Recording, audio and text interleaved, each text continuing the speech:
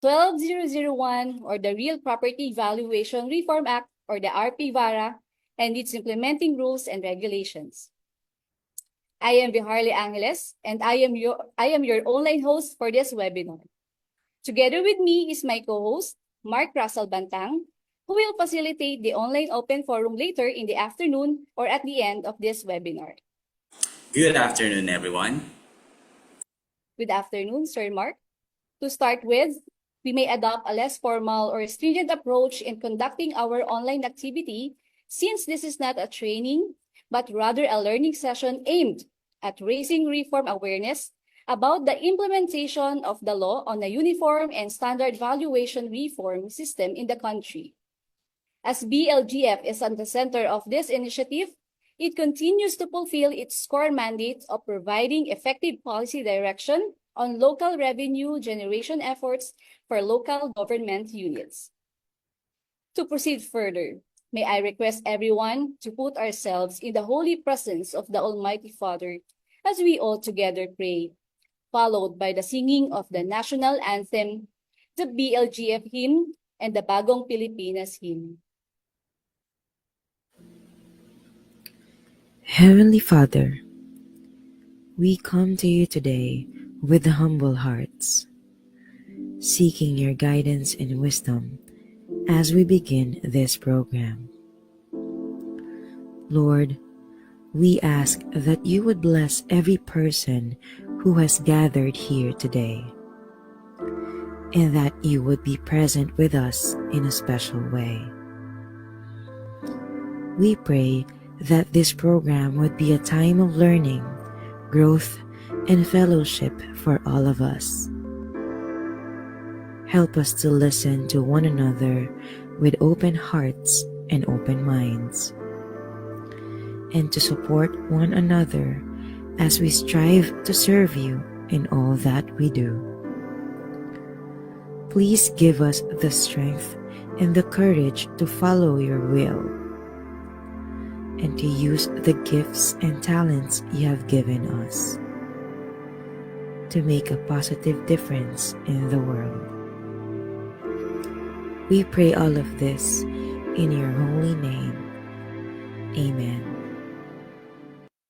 Mga kababayan, ang pambansang awit ng Pilipinas. Kayang magiliw, helas ng sinakanan, alam ng puso, sa titik mo'y buhay. Lupang hinirang, tuyak ka ng magiting, sa manluluping, di ka pasisigil, sa nagataktulog sa simoy at sa langit mo bagaw, ay hinatang tula, kawin sa pagkayang minamahal. Ang isang lang matawad mo'y tagumpay na naghihindig, ang bituin at araw niya kailan ang may di magdidinig.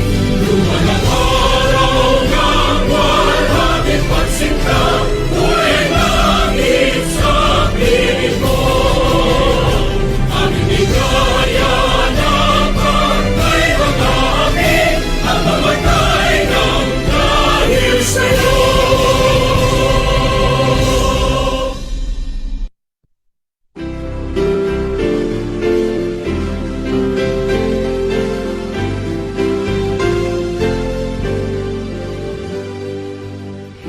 Dear BLGF, LGU strength and hope for an efficient governance,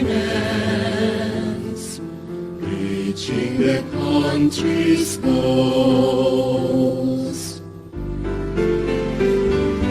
Rules and guidelines we devise, and our worthwhile task, aiding the local government, gain more accomplishment. This we take with pride and honor, to serve the people, build the nation, promote its welfare to the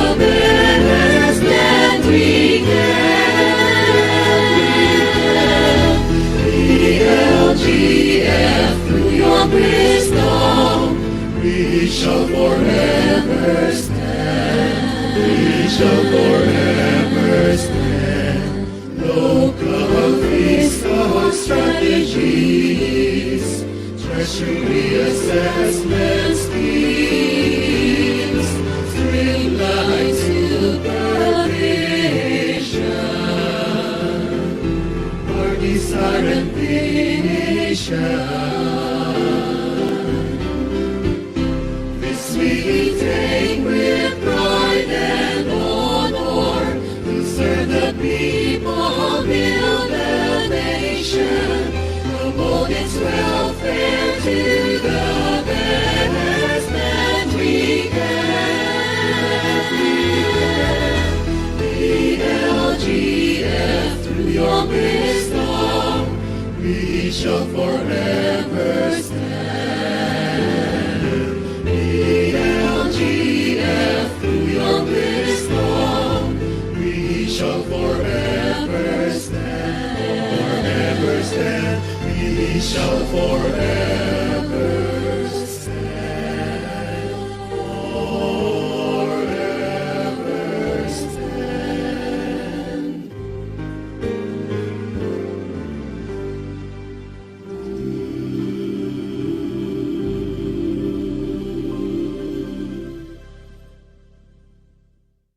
Panahon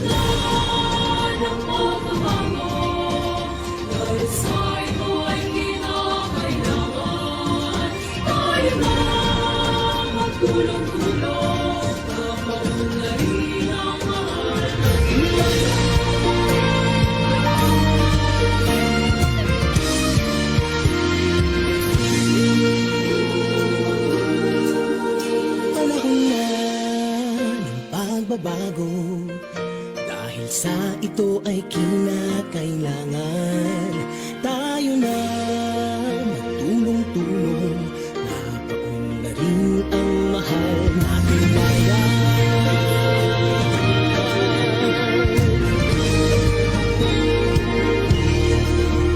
Panahon na ng pagbabago, at iayos ang mga dapat ayusin. Dapat lang maging tungkulin ng bawat mamamayan dito sa atin. Ng pagbabago patungo sa pag-asenso, magsikap ng mabuti nang guminhawa tayo. Malaki natin sa mundo at ipamalas ang bagong Pilipino at bagong Pilipinas.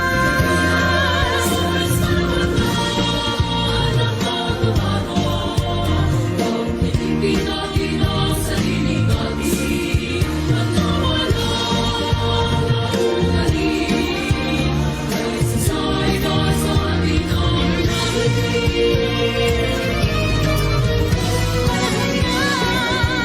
Pagbabago at magunan sa kahit anong larangan. Ang tagumpay ay karangalan. Alay o ihandog natin sa bayan. Ang ulit ng napatunayan ng Pilipino, ang husay at tatas, kagandahan at talento. Makipagpaligsahan kahit anong oras, ang bagong Pilipino at bagong Pilipinas.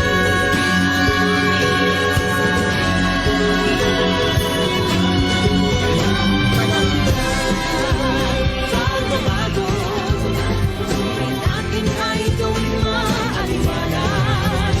Dami na magandang bukas, subungan ng bagong Pilipinas.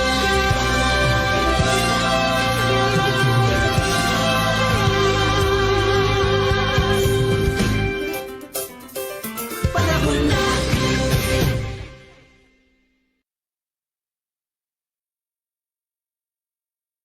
Thank you everyone for joining us in the opening program. At this juncture, let me first acknowledge the presence of everyone in the virtual room, the BLGF Central and Regional officials and staff, local treasurers and assessors and their assistants, members of the Sanggunian of the LGUs, representatives of different government agencies, participants from the private sector, guests, and other BLGF stakeholders in the valuation sector. Welcome, and hope you listen attentively and actively participate, especially during the open forum.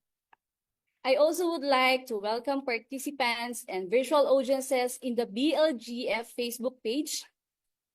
For the information of everyone, we are streaming live in the BLGF Facebook page. We are now being seen by an estimated 1,200 virtual audiences. Welcome. All right. For a smooth conduct of this webinar, there are some house rules or reminders that should govern the overall conduct of today's activity. First, all participants in this virtual room shall be muted to avoid unnecessary noise distractions on the background. Properly name your virtual account to read as follows: LGU or office where you belong, your full name, position title. So for example, LGU-Municipality of Santa Maria, Province of Bulacan. And your name, Maria de la Cruz, position, City Treasurer.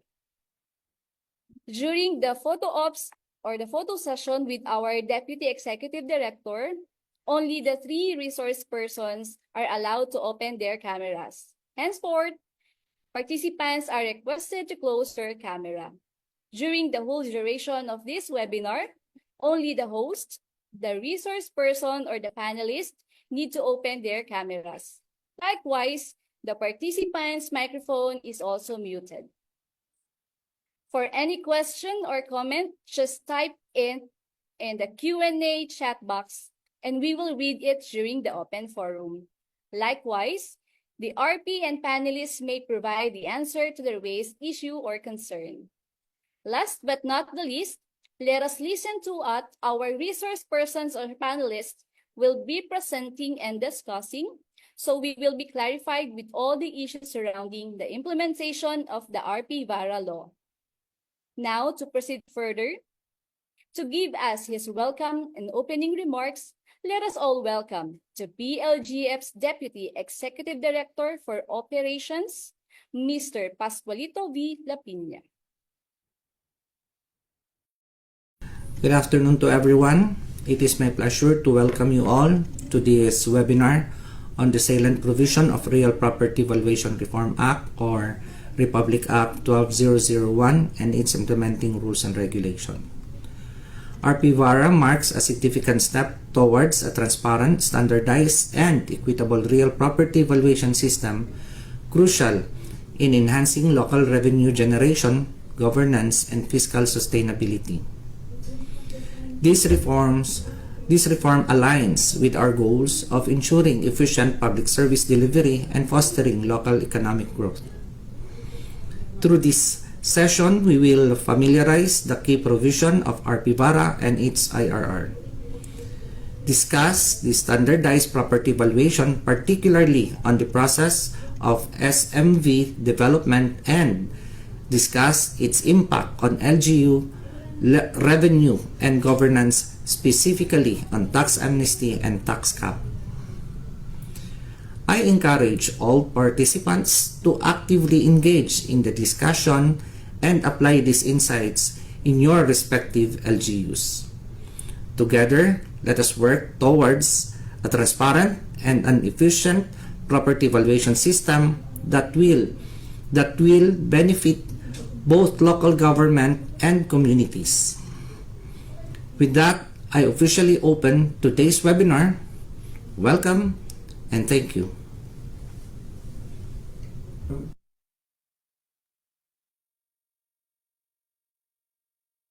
Thank you, Director Lapina, for outlining the importance of the RPVARA.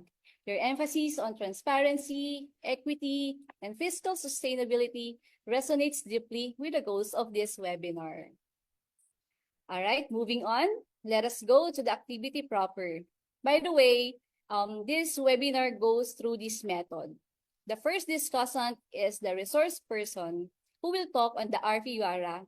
Then after her discussion, around 45 minutes, I will call the second resource person to present his topic on the development process of the updated schedule of market values, or the SMV.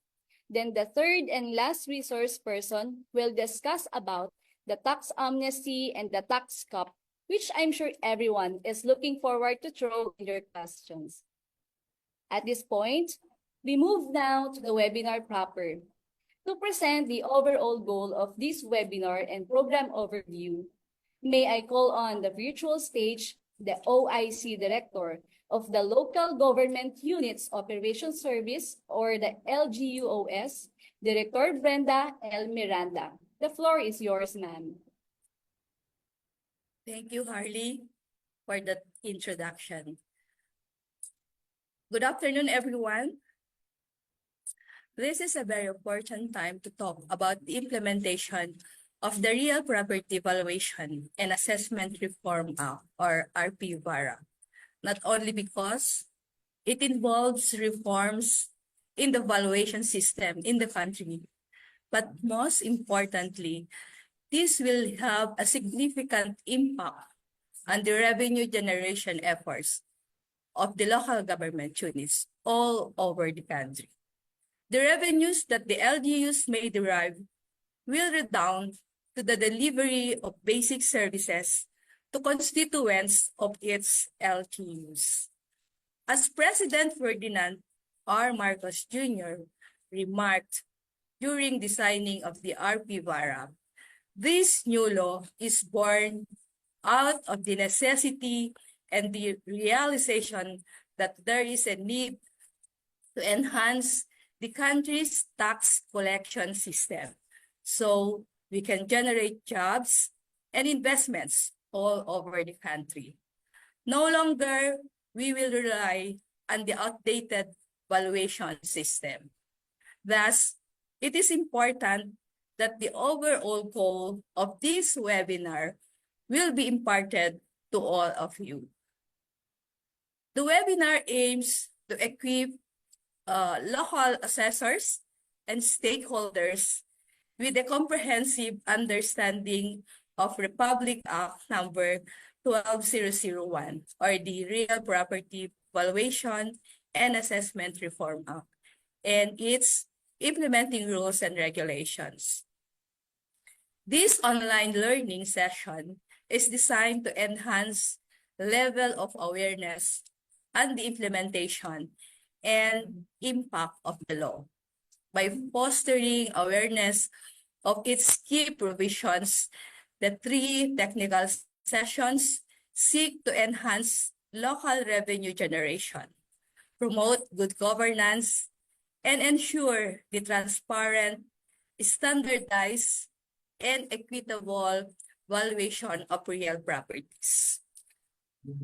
This initiative supports the broader goal of strengthening LGU capacities, improving fiscal sustainability, and fostering inclusive economic growth in alignment with national development priorities. Specifically, at the end of this webinar, you will be able to, number 1, familiarize the key provisions of RPVARA and its IRR. Second, understand the standardized property valuation, particularly in the process of the SMV development. And lastly, to discuss its impact on LGU revenue and governance, specifically on tax amnesty and tax cap. On the matter of program overview, let me share with you, as flashed in our screen, the technical sessions and topics we have prepared for you in this webinar. This webinar, as mentioned a while back, is divided in 3 technical sessions and an open forum.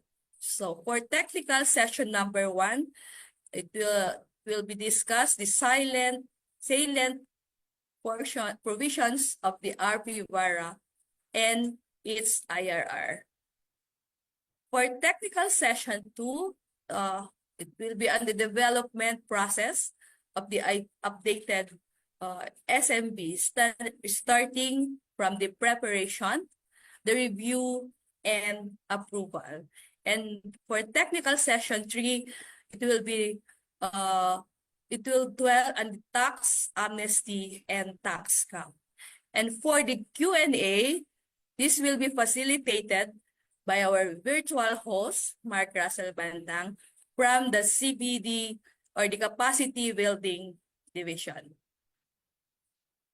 Hopefully, you will stay the rest of the afternoon and listen to our virtual resource persons talk on the topics assigned to them. Walang iwanan, walang aalis hanggang hindi matapos. So again, my warmest appreciation to all our virtual audience. Miss Harley, the virtual stage is yours again. Thank you. Thank you, Director Brenda, for imparting to us the overall goal of this webinar and for giving our virtual audience a snippet of what to expect about the RPVARA law. Again, let us give her a virtual applause. Okay, our dear audience, let us now listen to the first resource person. Her topic is the Real Property Valuation Reform Act, or the RPVARA law, and its implementing rules and regulations. This is the first technical session for this afternoon. The first discussant is the OIC Chief of the BLGF Central Office, Policy, Planning, Programming, and Standards Division, or the PPPSD, Ms. Loris Ann J. Navarro. Let us welcome her with a warm round of applause. All right. Good afternoon, everyone. Thank you, Ms. Harley, for that introduction. So thank you. So to all the participants who are here today in Zoom or in Facebook Live, thank you for being here to hear or to listen on the recently passed measure which aim to improve the valuation or real property valuation system in the country. So for the next 45 minutes, I will be discussing the overview of RA 12001 and its implementing rules and regulations. This law is a law which instituting, or the goal is to institute reforms on real property valuation and assessment in the Philippines, as well as the reorganization of the Bureau of Local Government Finance in order to effectively implement the provisions of the law.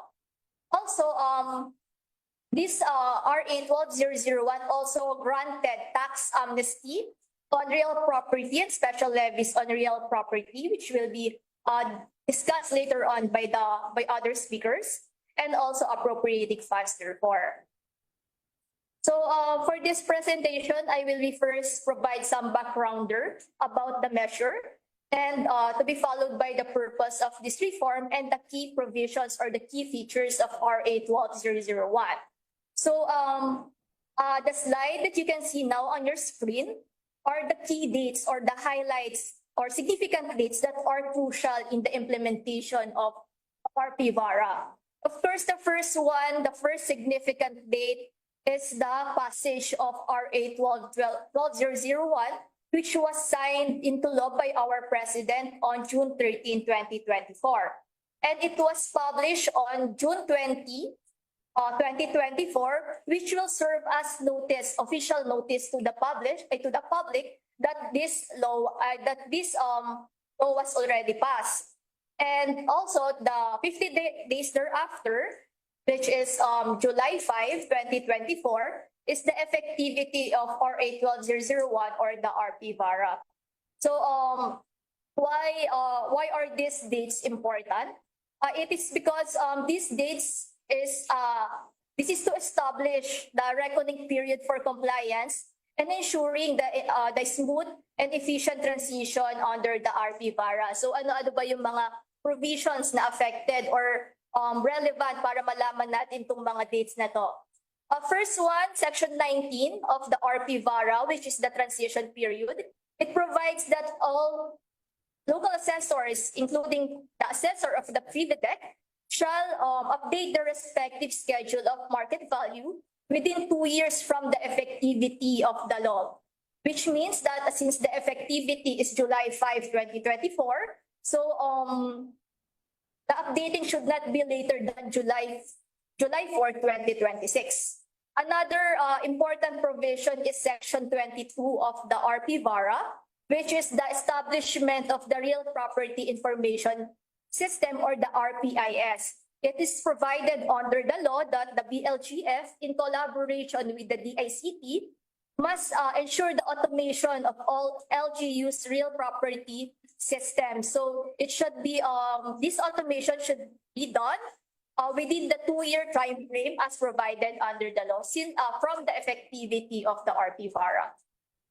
Another thing is the real property amnesty, or the RPT amnesty. It was provided under RA 12001 that taxpayers can avail of the real property tax amnesty within 2 years after the effectivity of the RPVARA. So as you can see in the screen, the coverage for the availment of the tax or RPT amnesty is July 5, 2024 to July 5, 2026. So another significant date is the issuance of the IRR of the RA 12001 by our secretary, or by the Secretary of Finance. It was published in the newspaper of general circulation on December 27, 2024, and 15 days after it took effect, the IRR took effect on January 11, 2025. So these are the important dates that we should keep in mind in relation to the implementation of the RPVARA. So now let me proceed to the purposes of the RPVARA. So the RPVARA aims to establish and maintain standards based on the Philippine valuation standards. So the Philippine valuation standards will serve as governing framework in the real property valuation nationwide. Another purpose is to adopt a market value, a single valuation base. So this is to standardize the use of market value for assessment of real property taxes or real property related taxes, as well as for other various transactions. Another purpose is to promote fiscal autonomy of the local government units. Here, this is to strengthen the ability of the LGUs to generate the local revenue from real property, ensuring that they can effectively provide basic services to its constituents. Another one is to, yes, I have mentioned, adopt a single valuation base for taxation and as benchmark for other purposes. And also to separate the function of valuation and taxation. This is to clearly distinguish the function of real property valuation, which is different from the formulation of tax policies and administration of tax collection. Another purpose or main objective of this reform is to develop a comprehensive and up-to-date electronic database. The electronic database that will be established will serve as the repository of all real property transactions to enhance transparency, efficiency, and accessibility. Another purpose of the RPVARA is to support continue research and monitor new developments in the valuation discipline. Here, this is to support the ongoing research, data monitoring, valuation system to align with our country's valuation within the framework of the international valuation standards. And also to ensure transparency in real property transactions. So here, this ensuring the transparency should also comply with RA number 10173 or the Data Privacy Act of 2012. And lastly, promote the use of innovative digital technology. So this is to leverage digital innovation and to encourage the use of modern digital technology to improve not just the taxation, the local and real property tax administration, but also the real property transactions and other business processes, into enhancing the revenue generating capacity of the LGUs. So under the reform or under the RA 12001, the BLGF shall serve or shall be the primary agency to lead the implementation of the provisions of the RPVARA. So because of this, there are the law listed the expanded functions or powers and functions of the BLGF. So the first function or additional function of the BLGF is to develop, adapt, and maintain Philippine valuation standards. So in here, the BLGF shall develop the Philippine valuation standards and other policies and regulations on real property valuation for taxation and other purposes. The next additional function is the review and certification of the schedule of market value. The BLGF is tasked to review the schedule of market value and shall endorse it to the Secretary of Finance for its review and certification, ensuring that it is compliant with the Philippine valuation standards. The next additional function is to interpret and data on real property valuation process. So here, the BLGF is authorized to interpret and decide on matters relating to real property valuation. However, take note po that this function is limited to the issuance of the advisory opinions and clarificatory of issuances on policies issued by the Department of Finance as well as by the Bureau of Local Government Finance. And also providing guidance on the implementation of the schedule of market value. So that's the extent of the additional functions provided to the BLGF. The next one is to provide technical assistance on real property appraisal matters. In here, the BLGF shall provide technical assistance on real property appraisal to other government agencies and instrumentality. However, this is only limited to the assistance that we can give them on the valuation. So whenever the government or the other government agencies requested for assistance, it shall coordinate and assist in the conduct of property valuation. Take note of, I would like to put emphasis on the word assist because the BLGF will not provide or conduct the valuation, but only supports the other agencies when needed. The next one is provide leadership and policy direction. So the BLGF shall lead and regulate the real property valuation by the LGUs, covering the valuation for taxation and other purposes, regulation of valuation practices, and promotion of valuations and training, valuation training and seminars. Another function or added function to the BLGF is the maintenance of a roster of licensed appraisers and assessors in coordination with the PRC or Professional Regulation Commission and PRBRS or Professional Regulatory Board of Real Estate Service. The next one is to develop and maintain electronic database. So ito na po yung tinatawag natin or yung i-establish natin na Real Property Information System or the RPIS. So this is the database containing the real property transactions. And also, as I have mentioned earlier, BLGF together with the DICT shall ensure automation of all real property transaction or system in the LGU. The next one is continuing study on continuing study and research on valuation. In here, it includes also the research, not just the valuation in the local level, but also analyzing the global and national trends on real property valuation. Another function is to formulate uniform procedures in the assessor's office. Here, the BLGF shall exercise a compliance monitoring system and capacity building and education to the LGUs. And also here, this is also to provide or issue operational manuals which shall be served as guide of our local assessors. The next one, to exercise technical supervision, which includes the capacity building as well as as I have mentioned earlier, compliance monitoring. And also the BLGF is authorized to determine reasonable fees of the RPIS, ensuring that the maintenance of the RPIS and whenever merong gustong mag-access or magkaroon ng access with the RPIS, the BLGF is authorized to determine the reasonable fees for that. However, as provided under the law, for the local government units should be free of charge.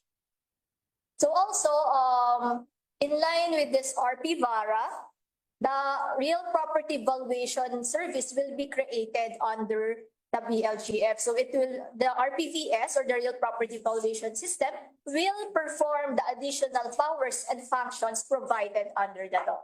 And to ensure that to effectively implement this, there will be a counterpart personnel in the regional offices. So,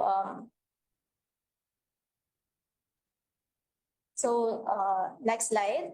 So for additional functions, since there will be a counterpart personnel in the regional offices, there will be additional functions as well for the BLGF regional offices. So first, it includes to implement policies, plans, programs, rules, and regulations on real property valuation. Also, to review and endorse the RPVS, as I have mentioned earlier, there will be RPVS in the central office, will endorse the proposed SMV prepared by the local government units. Also, to provide economical, efficient, effective valuation services through technical assistance. Also, to coordinate and consult with the other government departments, bureaus, and agencies with regard to the real property valuation within the region, and also to adopt and maintain the comprehensive and up-to-date electronic database of all regional real property related transactions. And also the regional offices shall have the custody of all transaction records submitted by the local government assessors. Also, of course, other functions that may be assigned by the head of the BLGF. So another salient provision under the RPVARA is the creation of the Central Consultative Committee and then the Regional Consultative Committees. So the Central Consultative Committee will serve as the forum. It's just a consultative forum to discuss matters pertaining to the setting and adoption of the Philippine valuation standards, which is aligned with the international valuation standards.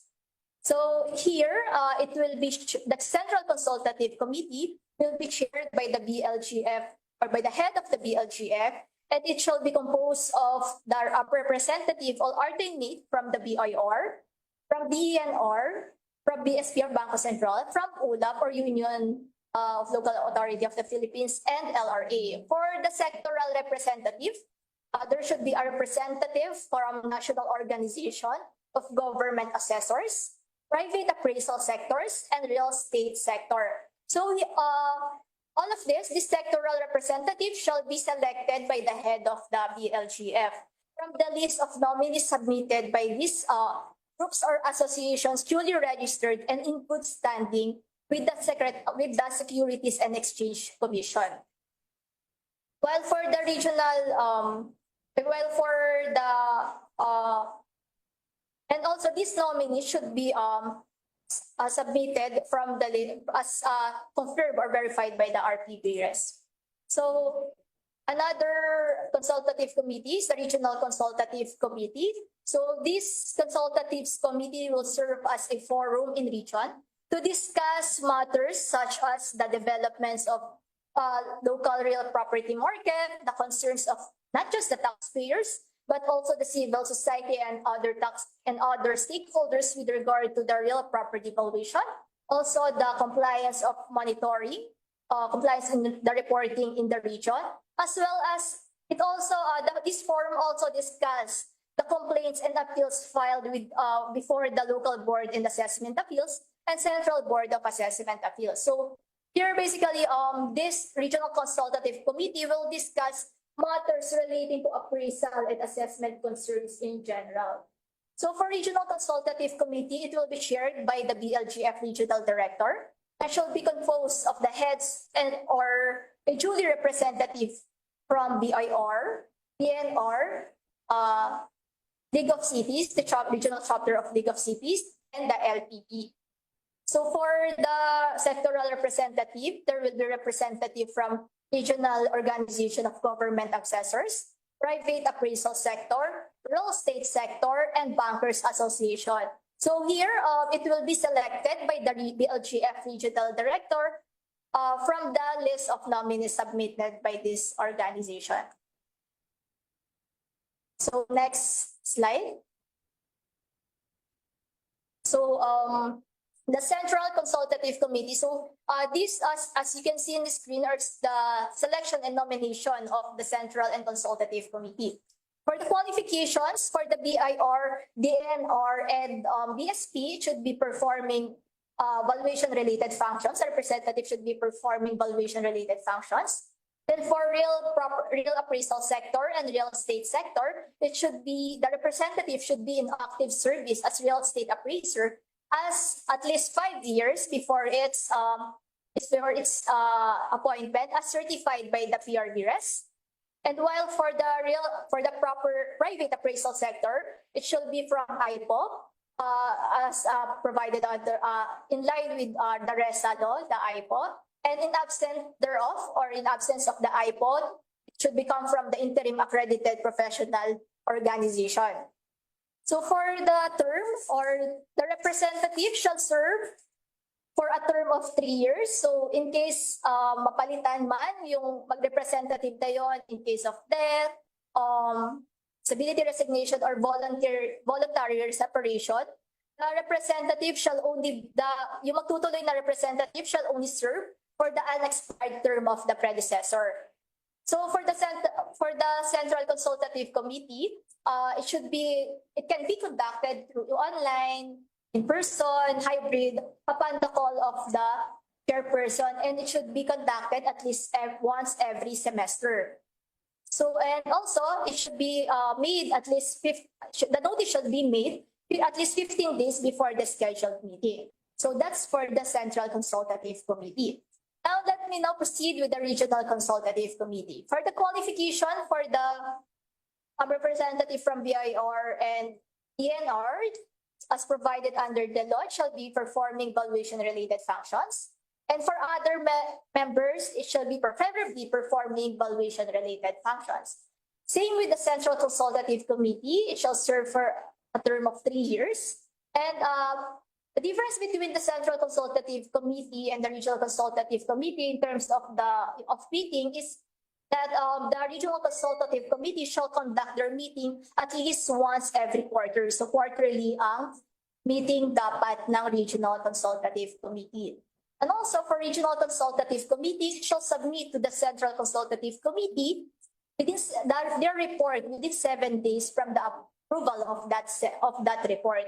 So for NCR, the Central Consultative Committee shall serve as the Regional Consultative Committee of the LGUs or of the National Capital Region. Now for the next one, another salient feature or provision of the RPVARA is the development of valuation standards. So as I have mentioned before, the BLGF shall develop the Philippine valuation standards. So in here, the BLGF shall review the Philippine valuation standard every 3 years or as often as may be necessary, especially if there are updates in the international valuation standards. So the Philippine valuation standard shall contain methodologies for valuing different types of real property to ensure conformity with the international valuation standards as may be customized under the Philippine setting under the PVS or the Philippine Valuation Standards. So ano yung relevance ng consultative committee natin kanina? So during such review of the PVS, the Central Consultative Committee and the Regional Consultative Committee shall disseminate and incorporate relevant feedback from the stakeholders. So who are the users of these valuation standards? So as provided under the law, the valuation standards that will be developed by the BLGF shall be used by all appraisers and assessors in the LGUs and other persons, entities, agencies that conduct valuation in the appraisal and valuation of lands, buildings, machineries, and other real properties for taxation and other purposes. So that's for the development of the Philippine valuation standards or the valuation standards. Now let me proceed to the process flow of the development, review, and the approval of the schedule of market values. I will not discuss much detail about this one because it will be presented later on by another resource person. But let me just provide you an overview on the preparation, review, certification, and preparation of real revenue tax impact report. So here, just provide briefly, the BLGF shall provide notice to all LGUs that they should prepare or start preparing the schedule of market value. Then during their preparation, they should conduct publication of the proposed SMV. At the same time, after that, 60 days before they submit it to the BLGF regional offices, they should conduct public consultation, at least 2 public consultations for the public to be aware of this proposed schedule of market value. Then once they have submitted it to the regional offices, the proposed SMV shall be reviewed by the regional offices when the regional offices ensure that it is compliant with the Philippine valuation standards and the rules and the policies in relation to the preparation of the SMV, they shall submit it to the central office as well for review. Then after the review of the BLGF central office, it shall endorse to the Secretary of Finance for its review and certification. However, the Secretary of Finance may remand the proposed SMV when pag nakita ng Secretary of Finance or ng DOF na hindi ito compliant with the Philippine valuation standard, they shall return it to the LGUs to revise such proposed SMV. So that's generally the overview of the process flow of the schedule or preparation, review, and certification of the schedule of market value. Now, what are the uses of this schedule of market values prepared by the local assessors and certified by the Secretary of Finance? First, for taxation purposes, it shall be the basis for general revision of assessment and property classification by the local assessors, and also in determination and adjustment of the assessment levels and tax rates through the enactment of an ordinance in the LGU level. Also, as determining the market value for other real property related taxes such as tax on transfer of real property ownership and among others, other related local taxes that you will use the SMV as their base or tax base. And also, it shall be used as alternative basis in computing any internal revenue taxes. So, with the passage of this reform, wala na po tayong zonal value. So, the Commissioner of Internal Revenue shall use the schedule of market value, the certified schedule of market value, for the gross selling price in consideration as stated in the real property transaction documents, whichever is higher in computing any internal revenue taxes related to real property. So that's the use of the SMB for taxation purposes. Now, for other purposes, it shall be used as benchmark for appraisal of real property and other related purposes of all government agencies or municipalities and GOCCs, such as for the purpose of public land disposition, land development for housing, township, and infrastructure mortgage to secure the performance of obligations and among others. And also as a benchmark for the purpose of letter offer in negotiated sale and the payment of just compensation and expropriation proceedings under the existing law. So take note as provided under RPVARA the word benchmark for other purposes. The use of SMB as benchmark for appraisal of real property. Another feature or another provision under the RPVARA is this one, as additional indicator in the grant of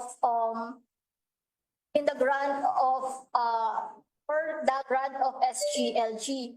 So under the RPVARA, it will be the additional indicator. So the LG should be compliance with the provision of RA number 12001 and its IRR for it to be qualified with the SGLG.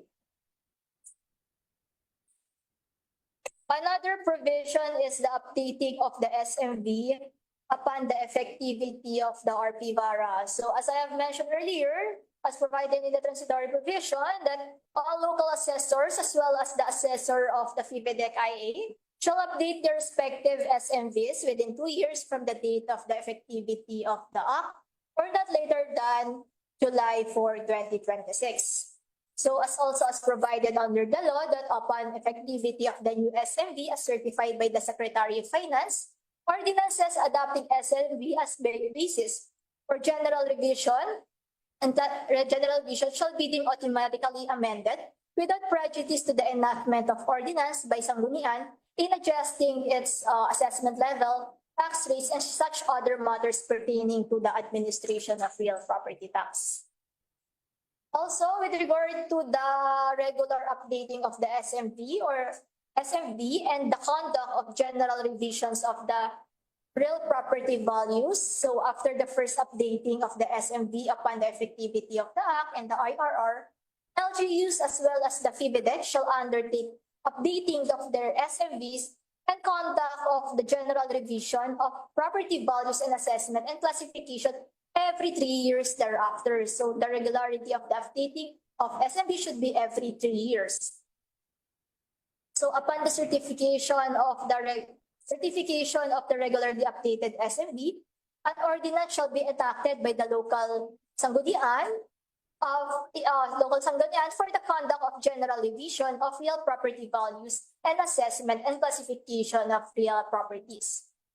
An ordinance may also be enacted for the purpose of adjusting the assessment level, tax rate, and such other matters pertaining to the administration of real property tax. So that's why it is important for the LGU to prepare their revenue tax impact study in order to be guided and para ma-assist din yung mga local sanggunian natin in determining the appropriate assessment levels and tax rates based on their budget requirements. Another provision under the RPVARA is the conduct of capacity building intervention. So as provided under the RPVARA, so the BLGF and the Philippine Tax Academy shall develop and conduct trainings to the local government personnel on matters pertaining to preparation of SMB, conduct of impact studies, preparation of compliance reports, and other related subject areas or something that are related to real property valuation. So now let me now proceed to the development of RPIS, as I have mentioned earlier. So the BLGF in coordination with the DICT shall develop an up-to-date electronic database of sale, exchange list, mortgage, nation transfer of real property transactions and declarations of our country. And it should be and the DICT should provide free of charge of the appropriate equipment, connectivity, interoperable information and communications technology platform, including their maintenance and the appropriate training capacity building to the LGUs. Of course, it should prioritize provinces, cities, and municipalities belonging to third and lower income class of the local government units. Also, as provided under the law, the supply or transmission of real property transaction data. So it is the duty of the Register of Deeds to supply the assessor with the real property transaction data. So here it includes the abstract of the entire registry. So as provided under the law, the abstract shall contain a brief but comprehensive description of real properties entered in the registry and the name or the present owner, as well as the dates of the recent transfer of the corresponding date of sales and nation partition, among others. So yun lang po yung mga ilan sa mga information na kailangan na laman na as contained in the abstract of the registry. Another one is that electronic transmission of the real property transactions data to the BLGF.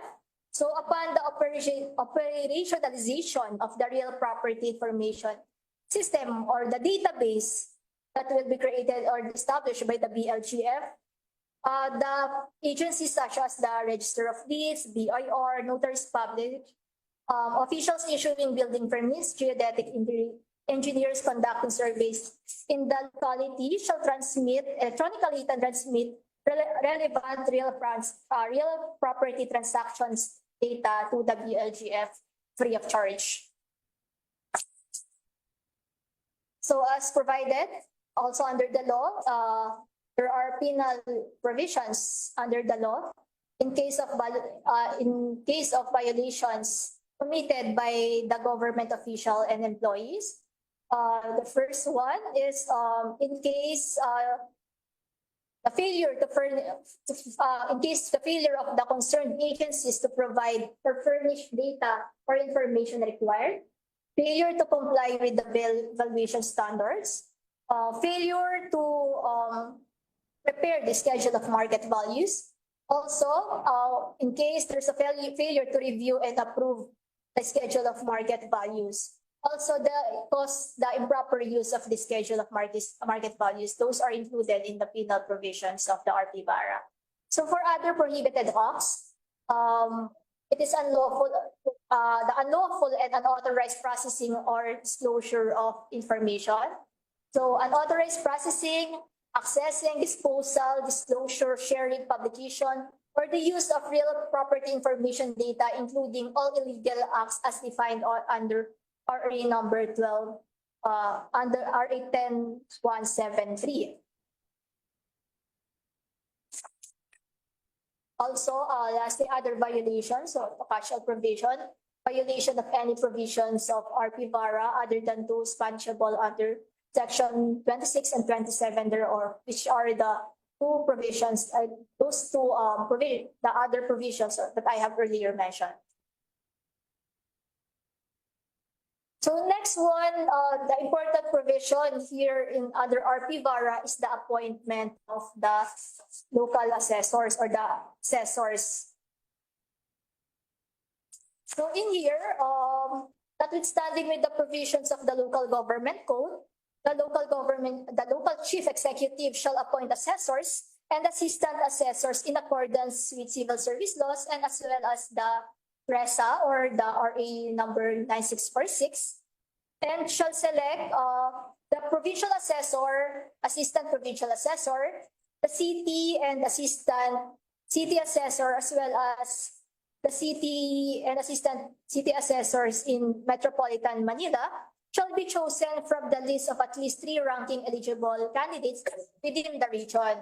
On the other hand, for municipal and assistant municipal assessor, it shall be chosen from the list of at least 3 ranking eligible candidates within the province. So that's the difference. Pagdating po sa province and cities, it should be chosen within the region from the 3 ranking eligible candidates within the region. Pagdating naman sa munisipyo, sa mga municipality, except of course sa lone municipality of Metro Manila, should be chosen from the list of at least 3 eligible candidates within the province. So another important provision is the RPTAF, the Real Property Tax Administration Fund. So the LGU shall allocate fund under its Real Property Tax Administration Fund for the purpose of the conduct or the preparation and updating of the schedule of market value. It's also provided under the law that subsidy to third and low income class LGUs will be provided to augment their resources for the purpose of creating the RPTAF. Next is the creation or the establishment of the Real Property Valuation Unit in the LGUs. As provided under the law, provinces, cities, and the lone municipality of the Metro Manila shall create the Real Property Valuation Unit under the office of the local assessor within 2 years from the effectivity of this act. So as provided, as mentioned earlier, that's the reason why it is important to know when is the effectivity of this act. And for the component municipalities of provinces, di naman siya mandatory. It is actually optional because provided under the law, the RPU may also be created under the office of the respective local assessors. And it shall be created in accordance with the guidelines prescribed by the Civil Service Commission and or the CSC. So the funding for the organizational structure and staffing pattern of the RPVU shall be included in the annual budget of the Office of Local Assessor, duly approved by the sanggunian concerned. So that would be my last presentation. I wasn't able to provide here, to include here in my presentation, but another important feature of this reform or the RPVARA is the granting of tax amnesty and also the tax capping or the 6% cap during the first implementation of the SMB. I will not discuss further on that because it will be further discussed by another resource person later on. So that will be all for my presentation. Maraming salamat po. Thank you so much, Ms. Lau.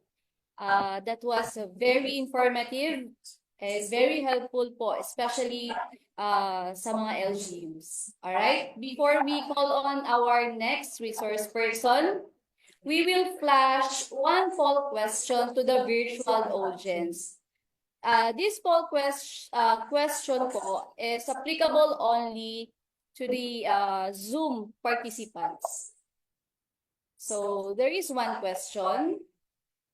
So question is, RPVARA and its implementing rules and regulations primarily seek to promote just, equitable, and national consistent real property valuation based on international standards and adopt market value as a single base for real property for tax assessment and other transactions.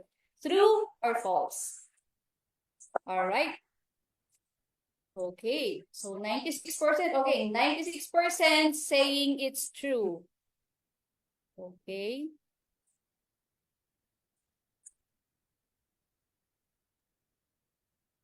Okay, while waiting for other responses, we would like to acknowledge our virtual audience from Facebook page. So we have 2,600 live viewers, and we also have 900 plus, okay, inside the Zoom webinar. Okay. Okay, most of the participants said true. The RPVARA seek to promote just and equitable. All right. So thank you so much for participating. Okay, moving forward. Before I call on the next resource person, again, may I remind the audience and participants to accomplish the program evaluation at the end of this webinar, which we will flash through a QR code or log into a link. So we will issue a certificate of participation only to those who will accomplish or submit the said evaluation sheet. So once again, please be also reminded to direct your question, suggestion, comment if any, to the Q&A chat box for the virtual audience. For the FB Live audiences, you may put in your question at the comment section at the FB page. Okay, for the second technical session, the topic is about the development process of the updated schedule of market values or the SMV. Our second discussant is the Chief of the BLGF Central Office, Local Assessment Operations Division or the LAOD, Attorney Neil A. Lamban. Let us give Attorney a virtual applause, please.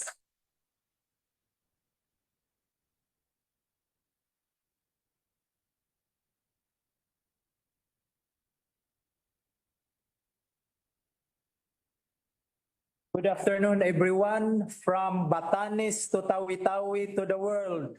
We are now 3,000 plus audience in this virtual seminar on the salient feature of the RPVARA, Republic Act 12001.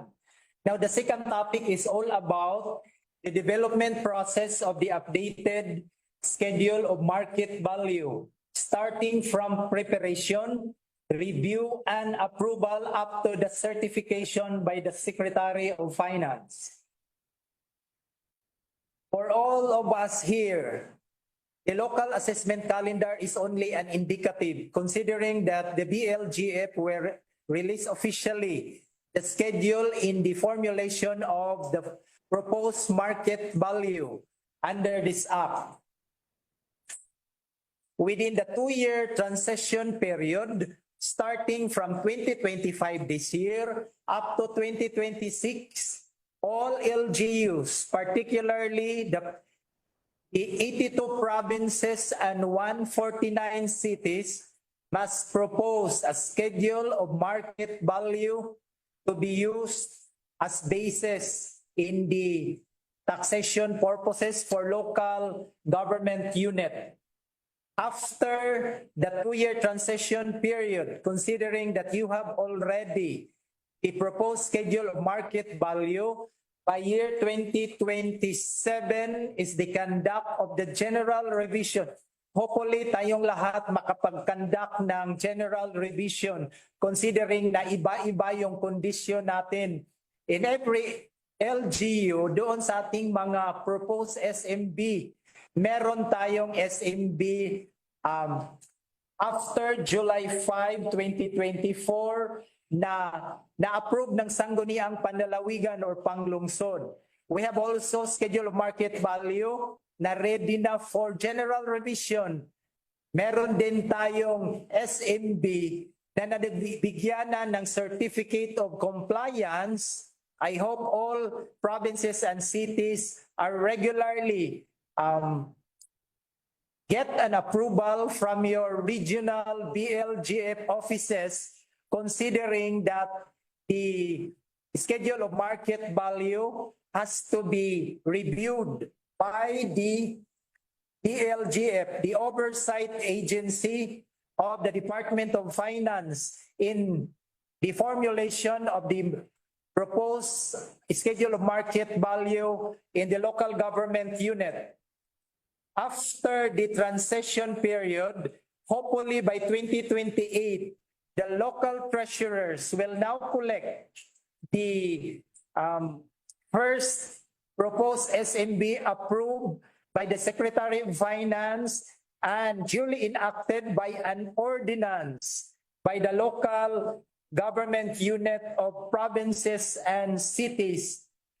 The treasurer will now collect in 2028 the first real property tax in this proposed SMB.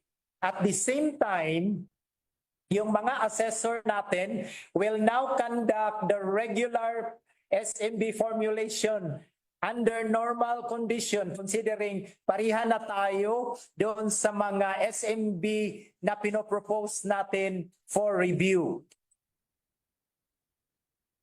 Take note, during the first resource person, last June 13, ito yung pinaka-importante natin for the implementation of the law. Republic Act 12001 was signed by our beloved President.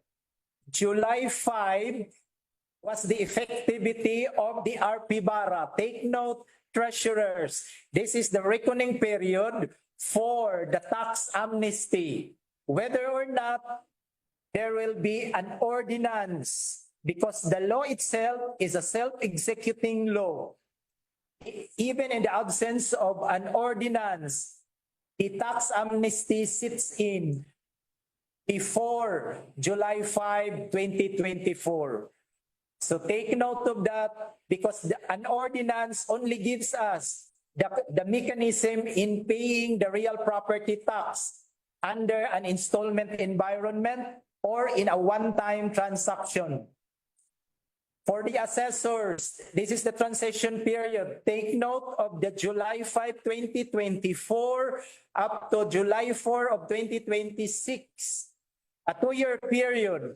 The assessor office should undergo the data cleansing Take note of the data cleansing, considering that the RPVARA environment should apply now the full digitization of the local assessment operation. Take note also, garbage in, garbage out. That's the nature of digitalization. So it should be important for the assessor to cleanse the data from the barangay level up to the municipal level or up to the city level or provincial level. Walang data na hindi nakatie up sa lahat na map sa ating mga opisina. Kailangan din natin i-check yung data natin sa municipal level na meron tayong data sa provincial level or the other way around. The same with the city assessor's office.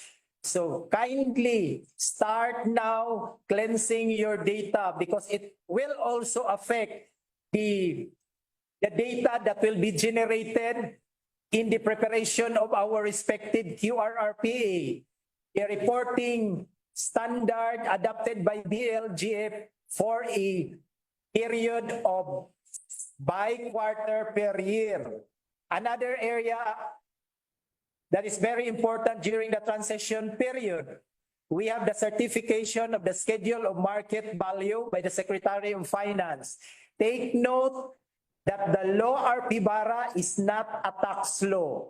It is a reform law wherein the technical side in formulating the schedule of market value is taken out from our old practice that the formulation of schedule of market value will be simultaneously transmitted in the enactment of ordinance in our respective sangguniang panglungsod at or sangguniang panlalawigan.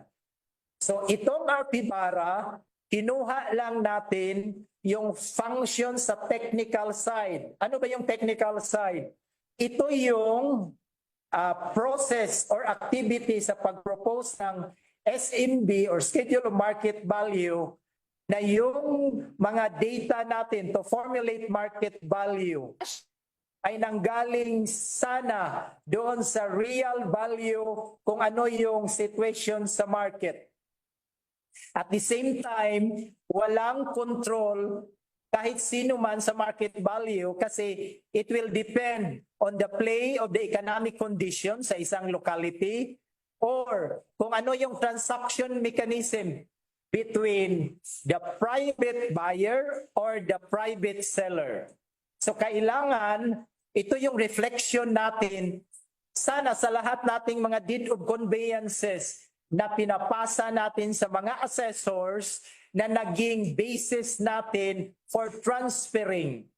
Another area for the certification of schedule of market value.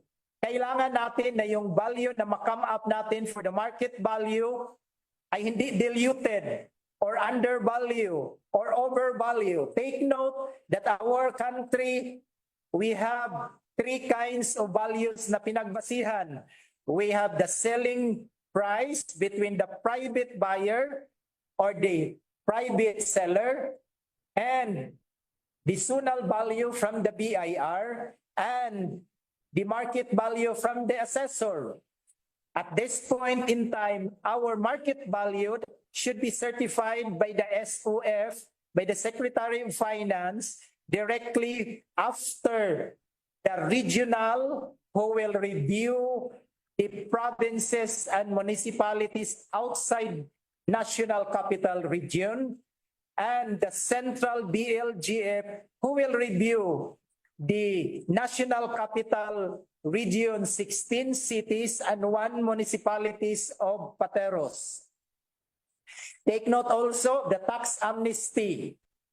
Tax amnesty will be applied except to those 3 exceptions as mentioned earlier by our resource speaker, na kung ano yung dapat ma-tax amnesty. The purpose of the tax amnesty is to have a clean slate.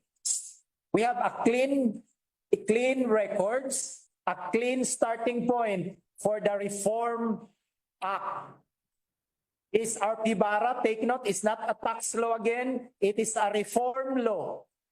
Another area during the transition period, the Real Property Information System, wherein BLGF is now developing the RPIS. And we are also hoping that the local government unit ay nag-start na tayo sa digitalization. Kahit sa malayong mga local government unit, meron na tayong at least yung mga forms natin sa assessor naka-computerize. Take note, ang mga forms natin sa assessor ay nandyan sa MRPAAW na ina-update namin to become the LAM. So yung mga forms natin sa assessor ay ito yung naka-reflect doon sa computerization ng LGU. At saka itong mga database natin sa LGU, hopefully, merong mga LGU tayo na investing million of pesos to get an application for their local assessment operation. Sana itong mga digitalization ongoing with the local government unit ay nakalan o local area network sa treasurer para yung mga revenue collection clerk natin doon automatic na mag-present ng mga computed papers kung magkano yung pagbabayaran ng mga taxpayer in compliance with the civil service frontline services of the local government unit. Unlike noon na hiningan pa natin ng resibo yung mga taxpayers, pag hindi nagdala ng mga resibo ay pabalikin natin bukas. At the same time, meron tayong computer-assisted mass appraisal. Ito yung KAMA system wherein yung manualize nating paggawa ng schedule of market value, we are trying to computerize it like getting data from a data bank. So as mentioned earlier, meron tayong dinevelop na KAMA to computerize the schedule of market value para ma-shorten yung number of days at saka transparent yung mga values na kinukuha natin. Take note also kung ano yung in-encode natin system, ito yung lalabas sa ating system na gagamitin natin sa buong paggawa ng schedule of market value. Another area is the capacity building. Yung capacity building ng mga assessor, BLGF is now coordinating with the Tax Academy of the Philippines for the capacity building together with one of our division in the BLGF, the CBD, Capacity Building Division, to formulate training programs for both treasurer and assessor to be equipped with the latest skills and upskilling them in order to respond to this development. Another area for the 2-year transition period, establishment of the Real Property Service. BLGF, since this is a reform law, BLGF is now undergoing an expanded role. Together with our counterpart in the regional office and the local government unit, we all know na kulang sa budget yung local government unit, but as much as possible, provinces and cities, kung sino man yung nag-handle ng schedule of market value activities, sana siya yung ma-designate in the meantime na may maging real property valuation service. Doon naman sa mga municipal level, since it is optional, pero para ma-practice na rin, mag-designate na tayo ng parang mga municipal level RPVU. Doon naman itong tax cap. Itong tax cap ay lalabas hopefully doon sa ordinance na ipopropose ng Sangguniang Panglungsod at saka Sangguniang Panlalawigan na yung first ordinance for the SMB under the transition period. Ito yung maximum tax cap. Ang tax cap, ito yung equivalent doon sa i-collect na real property tax, yung increased tax na i-kolekta. Real property tax revenue compliance and impact studies. currently, the BLGF Regional Office is now conducting the RPTCIS on the part of the treasurer for the real property tax compliance. This is a 5-year period wherein the treasurer will now study the behavior of the taxpayer complying the payment of real property tax. So, ilang percentage ang nagbabayad? Saang barangay ang kulang ng payment ng real property tax? Ano yung mas maraming binabayaran? Land, building, machinery. Take note, sana lahat tayo, meron tayong tax declaration on land, building, and machineries or other improvement. Sila yung may mga tax declaration. Another area is the tax impact study. When we transmit the certified proposed schedule of market value from the Secretary of Finance back to the local government unit, the provinces and cities, there should be an ordinance enacted by our Sangguniang members. This ordinance will define what are the applicable assessment level based on the classification of the properties, building and machineries, and the equivalent tax rate. Diba kung nagbabayad tayo sa mga treasurer, 2 resibo or 1 resibo, kino-combine. Ang basic tax doon sa provinces, when it comes to the municipalities, meron tayong 1% basic at 1% schedule of SEF. At for the cities, we have the 2% basic and the 1% special education fund. So sana ma-appreciate natin kung magkano yung assessment level at tax rate.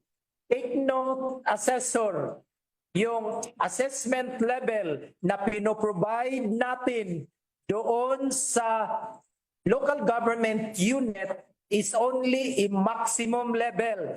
Pwede tayo mag-go down doon sa pinoprovide ng law. At the same time, yung tax rate, hindi necessary that we have to consume the maximum tax rate.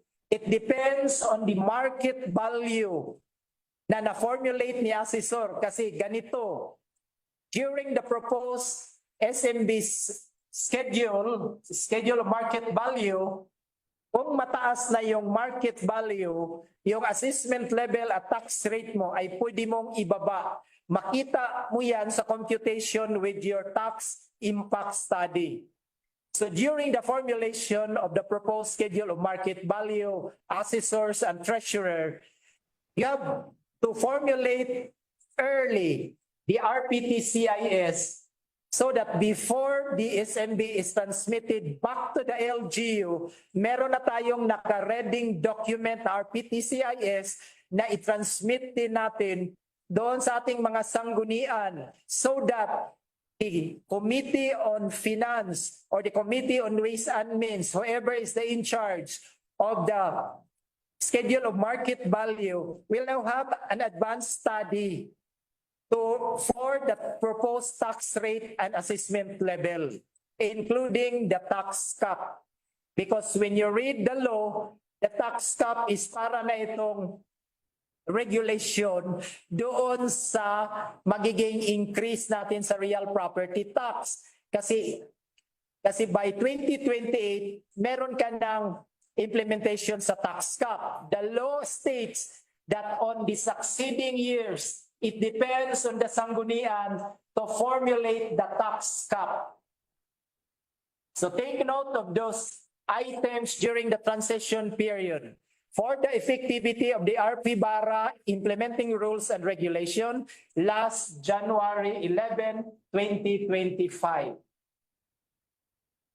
Outline for number 1, preparation, submission, review, and certification of SMB. First item is the notice to all LGU. This is Section 15 of the BLGF. So this will happen this month, March 2025, upon issuance of the BLGF memorandum as our guidelines for the calendar period of the 2-year transition period. Now, the LGU shall conduct the following. Upon receipt of the notice, or even if you have an abnormal process now with the SMB, as I said earlier, merong na ready na for general revision, meron nang na-issuehan ng certificate of compliance, meron nang na-approve ng sangguniang panlalawigan. In order to bring all this situation in the orbit of RPVARA, we have now the notice to all 82 provinces and 149 cities. Anong gagawin natin? Including the PBDEC industrial area. Prepare a work and financial plan for the development of SMB. This is a recurring activity, a normal activity for the assessors. So, while preparing a work team, you have now the financial plan. Upon the budget fall, this coming somewhere in April next month, it should be communicated with your budget officer to allocate a certain amount in the local government unit budget for the conduct of the formulation of SMB and the conduct of the general revision in 2027. Plan for budget in the next calendar year. So every year, baka naman meron tayong continuing budget for the LGU assessors. Propose to your budget officer doon sa ating allocation for the general revision and the conduct of the formulation of the schedule of market value. Next is we have to update our tax map. Take note, assessor, itong tax map, meron tayong dalawang aspect sa tax map. It's either manual tax map, wherein nakabase tayo sa base map, tax map, at saka working map. Or meron tayong naka-GIS map na or naka-geographic information system. Every now and then, kung meron tayong transaction sa assessor, naka-digitize na yung mga technical description. Kasi ang work ng assessor, as long as merong document na pagbabasihan for any issuance of the tax declaration, it's either the certificate of title or the TCT, the transfer certificate of title, or the CLOA title. These are the general document that the assessor has to be based in the issuance of the tax declaration. Another area is the data cleansing. So, yung data cleansing mo sa records assessor, kailangang matay up yan sa tax map. Take note, walang document na hindi magtatay up sa tax map. Otherwise, pag hindi tayo nagde-data cleansing sa records at sa tax map, yung land area ng LGU ay lampas pa ng land area sa pag-create ng LGU. So take note, assessor, na kailangan yung not only the records division or unit ay magde-data cleansing, pati na yung tax map sa tax mapping operations natin. Outline number 2, development of the proposed SMB. Take note, March 2025 up to March 2026. So as early as now, kailangang nakatutok na tayo sa ating mga data sa assessor. Huwag kayong magpa-deviate kahit meron pang election sa March 12. Tutok tayo dito sa ating schedule of market value formulation. Ano yung mga gagawin natin for preparation? Number 1, preparatory. So, based on our MR-PAAW, meron tayong 6 months of the sworn statement gathering. So during the 6 months period, baka naman meron na tayong database that will be the basis for our formulation with the SMB. Part of that is the data collection. So kahit doon sa barangay na we don't have transaction, pwede tayo making affidavit doon sa mga barangay captain to get the feel of the market value in the area kung kulang ng mga transaction. We have now the data analysis. So kung mag-gather na natin lahat ng mga data, we have to analyze the data. It's either tatanggalin natin yung mababang value or i-retain yung mataas na value kasi we are still manualized except kung database na tayo sa isang data bank na hindi na tayo process by elimination or kung ano yung pagbabasihan as long as yung mga data natin gumamit ba tayo sa BLGF ng LAR form number 3, 4, 5, 6, 7 kung mga activate pa ba yung mga forms na ito. Ito yung mga database natin sa mga manual. Kasi every now and then, the staff of the assessor's office will encode in the template provided by the BLGF before transferring those LAR form 3, 4, 5, 6, 7 sa GR form 1 to 12. Yung GR form 1 to 12 ay naging SMB form 1 to 12 na ngayon sa bagong lab na textbook natin. Then number 4 is the preparation of the SMB. Then the valuation testing. We have to test the value if it's still the prevailing value in one locality or in one CBD, Central Business District in the population area or any other area na merong economic activity. Then the finalization. Then the publication, the conduct of public consultation. Take note, Assessor, we have now the privilege to conduct the public consultation under RPVARA, at least 2. So kung more than 2, pwede, but not less than 2. Then posting of the schedule of market value in any conspicuous places, municipal hall, provincial capital, city hall. So kung ano yung mga possible area na maraming tao na makabasa to comply with the due process clause sa Constitution, kailangang i-undergo natin. This is part of the notice and hearing process. Submission to the BLGF regional office or in the central office in the case of the National Capital Region. Preparatory, set the date of valuation. So kung every 3 years tayong magko-cover doon sa gagamitin nating values. So for those LGU, before RPVARA, we have now the 12 general revision since 1992 of the local government code. Unfortunately, hindi lahat ng local government unit ang nag-update ng SMB every 3 years.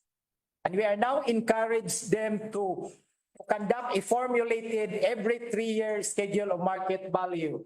This is the role of the assessor as a technical arm for the schedule of market value. Next is the preparation of the work plan, the team. So kung kulang tayo ng manpower, sana naman kung meron tayo, maka-request tayo ni local chief executive ng dagdag manpower to form a team for validation because formulation of the schedule of market value and general revision should not as much as possible, it should be field work, hindi table work. Para ma-feel natin yung ano talaga yung market value doon sa area or sa locality natin.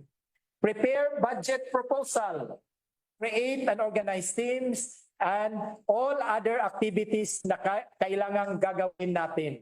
For data collection, assessor, at saka mga staff, identify market areas, examine transaction, investigate the property, particularly sa building and machinery.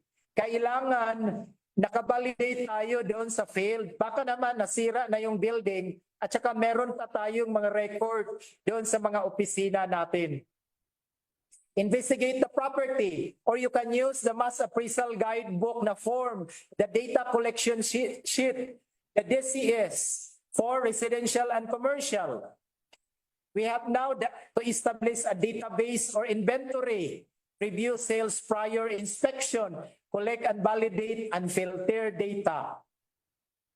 Data analysis. Anong gagawin natin dito? Review and or amend existing sub-market areas. I would encourage provinces to treat the province in one unit. Example, kung sa isang province, meron tayong subclass na R1, R2, R3, sana hindi maraming R1, R2, R3 sa isang province. Kung ang isang munisipyo, meron siyang ang pinaka-highest value niya ay tutugma lang sa R2 or R3, yan ang pinaka-highest value niya sa isang munisipyo.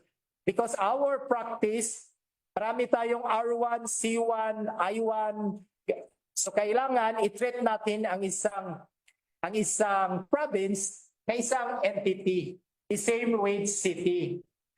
Analyze transaction data. Tingnan natin yung mga highest, lowest value. Ano yung area na naka-affected? Kasi assessors will base the appraisal on actual use. Hindi tayo diretso-diretso mag-appraise without nagbase tayo sa actual use. Kung ano yung tugma na assessment level. In process and analyze the data. Kung ano yung most likely na ito yung tama na market value na magre-reflect sa locality natin, particularly provinces and cities. Now, the preparation of the SMB, set the interval or value ranges. Take note, Assessor, the GR form number 1 of MRPAAW will now become the SMB form number 5. Yung SMB form number 4 or the GR form number 5, you now use for residential, commercial, and industrial, the collapsing of value or the probability sampling under Chapter 4 of the Mass Appraisal Guidebook. For agricultural areas, the general form number 9, SMB form number 9 or the GR form number 9 will now use the ranges of values considering the first class, second class, third class agricultural land. Rough the working land value. Then, importante itong land value map doon sa mga opisina natin para makita natin ang evolutionary progress sa mga market value natin, nag-increase or na-increase. Yung residential, naging commercial. Yung agricultural, naging residential.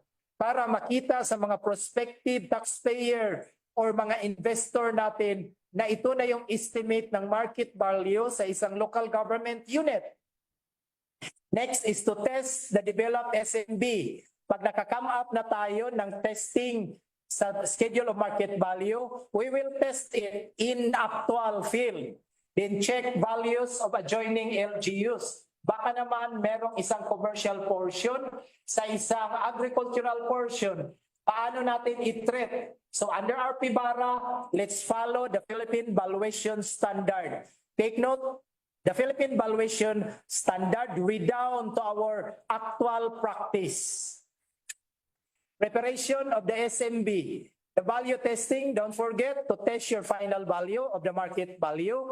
Finalization of the proposed schedule of market value that will be submitted to the BLGF after at least two public consultation and posting in two conspicuous places in Capitol, City Hall, or Municipal Hall. Outline 3, publication of the proposed SMB. This is also within the 2-year transition period. Publication of the proposed SMB official website of the LGUs or any two conspicuous places at the province, city, or municipal hall. Outline 4, conduct public consultation, at least 2. Pag more than 2, pwede. Then don't forget, assessor, to submit to the regional office your minutes or your any actual document that you have conducted the 2 public consultation, including the posting or any picture that you have posted your SMB. At least 2 public consultation. It could be in person, online, or hybrid. The same with what we have done now. Pwede kayong mag-Zoom meeting doon sa mga urbanized local government unit. Outline number 5, submission of the proposed SMB to the regional office. So for municipal level, consolidated to the provincial level, then provincial level, city assessor and PVDEC industrial area of Region 10 will be submitted to the BLGF regional office. The proposed SMB for National Capital Region will be submitted here in the BLGF Lao Division, including the lone municipality of Pateros. Local treasurer, prepare your real property compliance assessor, real property tax impact study. Also the PVDEC, you have also to prepare the RPT-CIS. Central office will handle the National Capital Region, 16 cities and 1 municipalities in the review of the schedule of market value. Outline 6, review the proposed SMB. Upon receipt of your SMB from the regional office, under the law, they have given 45 days to review your SMB. Issue kung meron na tayong mga SMBs doon sa transition period na hindi tayo pariha-pariha, like na-approve na ng sanggunian, meron nang nabigyan ng COC, meron nang ready for general revision. Lahat sila mag-comply sa review ng BLGF, but only for those additional requirements na kailangan namin, particularly the public consultation conducted and the posting for those who have COCs and those who have approved by the Sangguniang Panglungsod or Panlalawigan. All other conditions will now start with the gathering of data para tayong lahat nakapasok sa orbit ng RPVARA. So, now outline number 7, the review process. Given na wala nang mga question doon sa regional offices, it will be transmitted to the central laod for review. The review for the central laod would now focus on the value that has been proposed in the schedule of market value as compared to your previous value.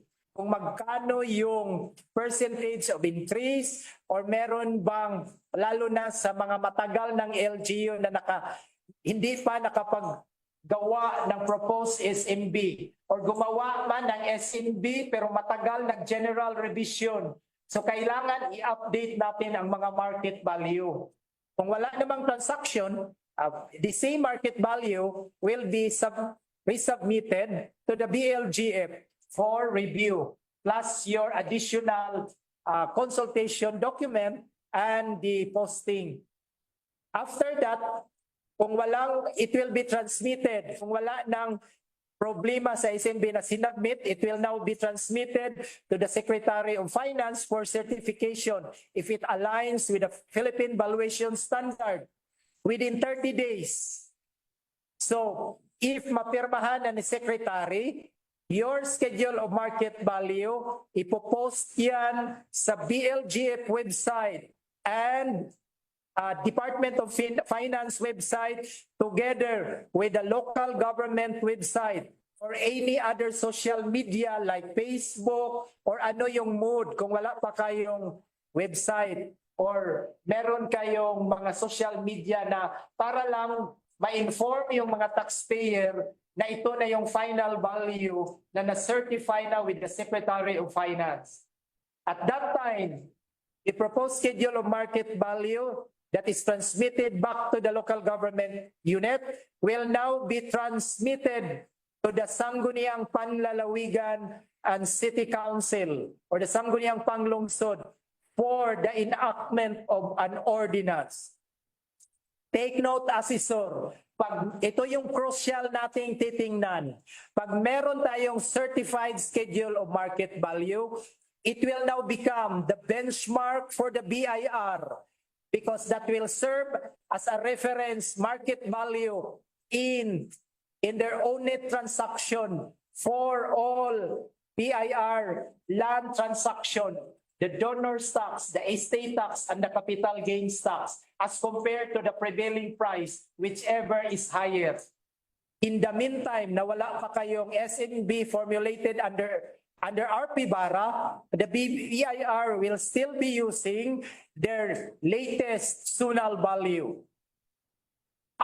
Take note that the transmitted SMB will now undergo a committee hearing with the Sanggunian for the enactment of an ordinance for them to enact tax assessment level and tax rate. The consequence of not enacting an ordinance, the new SNB certified by the Secretary of Finance will now be getting the assessment, the current assessment level and tax rate. Just familiarize.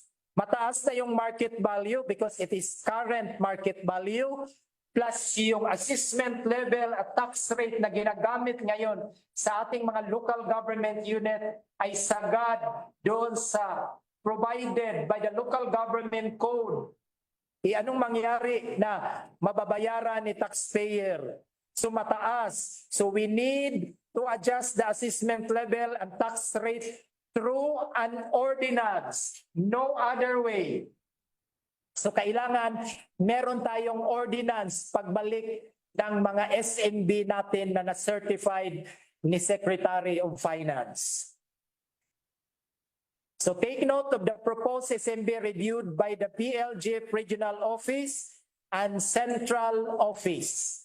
BLGF Regional Office will now look the SMB form, sub-classification. Ito yung work ng mga Assessor's Office. SMB form 1 up to 12. The schedule of unit cost for extra items. The detail of these forms can be seen in your mass appraisal guidebook or the MR-PAAW. In the meantime, na wala pa kami nag-produce sa revised references manuals natin. The same with the miscellaneous provision of the general revision. Anything, the important paragraph in the miscellaneous provision, if ever merong hindi na schedule of market value na land, building, doon sa schedule of market value, the assessor can independently appraise doon sa property.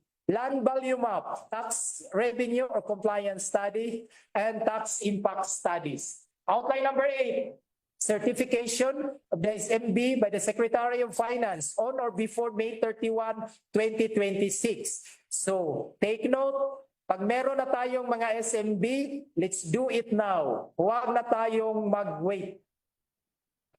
Outline, after publication and posting within 30 days, it will be published by the Central Department of Finance official website. At the same time, 2 conspicuous places or principal office of the LGU and PBDEC area. Outline number 10.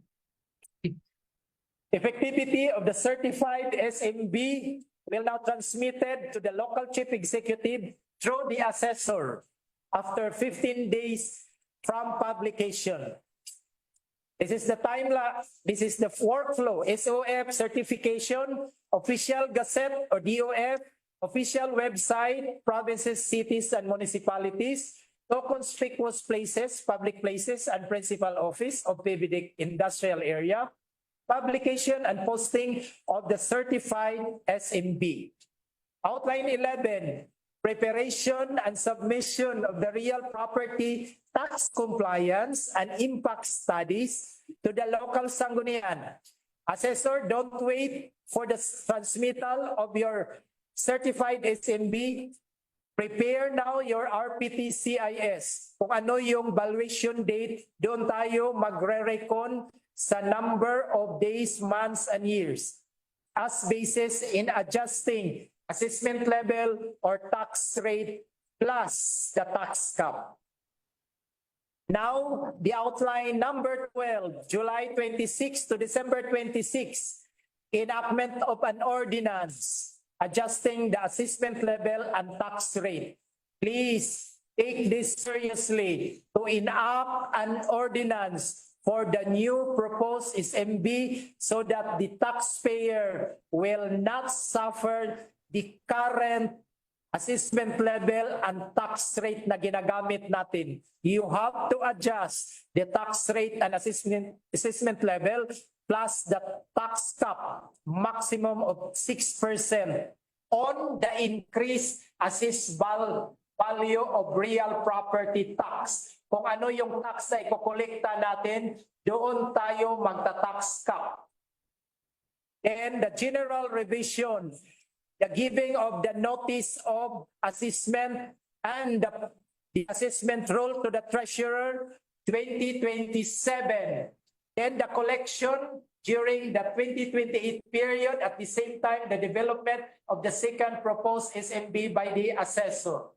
Maraming salamat po, Pilipinas and world. Thank you so much, for that very detailed presentation. As always, you know how to liven up your virtual audience. You really have a knack for an effective presentation. Let us again give him a warm applause. Before introducing the next resource speaker, so another poll question is up. All right, so once again, Zoom participants can join the poll question. When is Republic Act number 12001 or the RPVARA signed by the President of the Philippines? Okay, so for those na talagang nakinig, okay, and nag-pay attention, so, all right, so, maraming sumagot ng June 13, 2024. 87%. Okay. So may mga sumagot ng June 30, 2024. Sige, malalaman natin later on kung ano ba yung tamang sagot. Alright? Okay. So nananalo ngayon si June 13, 2024. Okay. Alright. So let's now end the poll and we will see the correct answer is June 13, 2024. Yan. Thank you so much. 100% answered the poll number 2. Okay. So for those who just joined the Zoom and Facebook page, we are reminding once again our virtual audience to accomplish the program evaluation at the end of this webinar, which will be flashed through a QR code or log in to a link. We will issue a certificate of participation only to those who will accomplish or submit the said evaluation sheet. We are now on the third and last technical session. The topic is about the tax amnesty and tax cap. Our resource person is the Senior Local Treasury Examiner of the BLGF Central Office, Local Treasury Operations Division, or the LTOD. Let us give a virtual applause to none other than Mr. Jesse Albert C. Katapang. Good afternoon, everyone. Thank you, Ms. Harley, for that brief introduction. So for this afternoon, I only have 2 topics to present.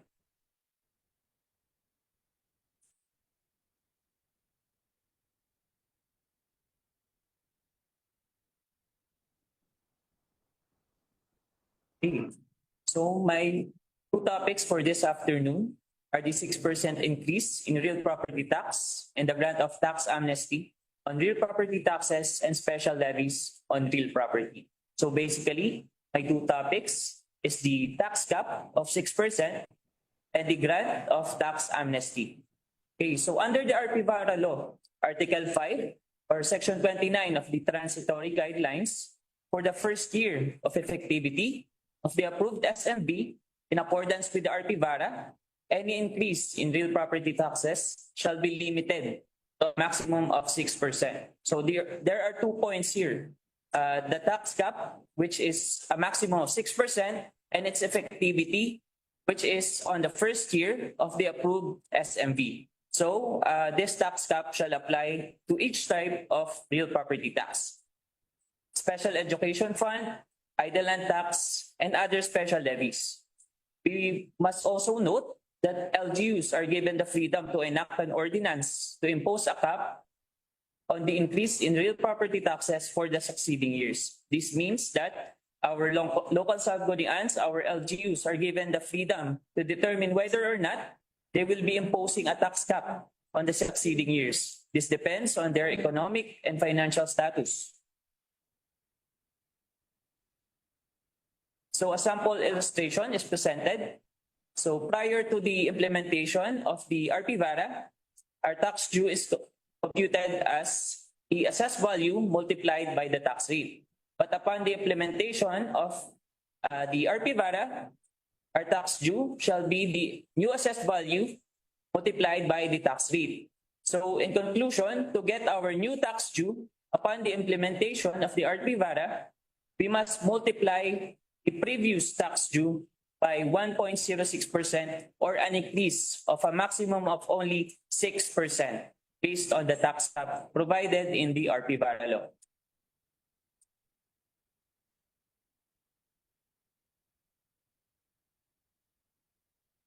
Then under Section 30 of the RPVARA, this provides for the grant of tax amnesty on real property taxes and special levies on real property.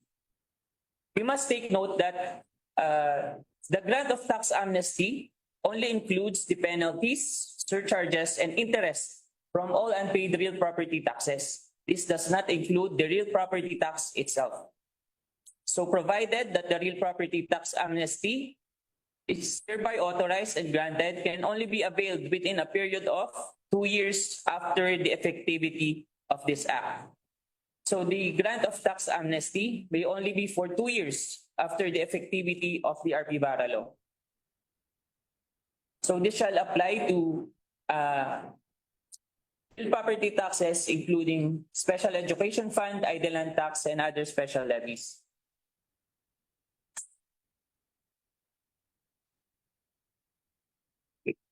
So the grant of tax amnesty, so the relief may be availed by a delinquent property owner with the option of one-time payment or installment payment of the delinquent real property tax within 2 years. So our delinquent taxpayers or delinquent property owners are given the option of 2 payment methods, which is a one-time payment or an installment payment. So the tax amnesty shall not extend to the following real properties. So number 1 are those delinquent real properties which have been disposed of at a public auction to satisfy the real property tax delinquencies. So ito po yung mga real properties natin na sold off during the public auction conducted by the LGU. So this is an administrative remedy conducted by the local treasury offices in our LGUs to collect the tax delinquencies. And another is real properties with tax delinquencies which are paid pursuant to a compromise agreement. So if the delinquent real property is under a compromise agreement with the LGU, they can no longer avail or be granted the tax amnesty provided for under the RPVARA. So lastly, the real properties subject of pending cases in court for real property delinquencies. So this means that if the delinquent property is under pending case in court, or the LGU issued or used administrative or judicial remedies in this case to collect the delinquencies of that property. So to better remember the grant of amnesties that shall not extend to real properties, let's remember that those delinquent properties that have been sold off in public auctions.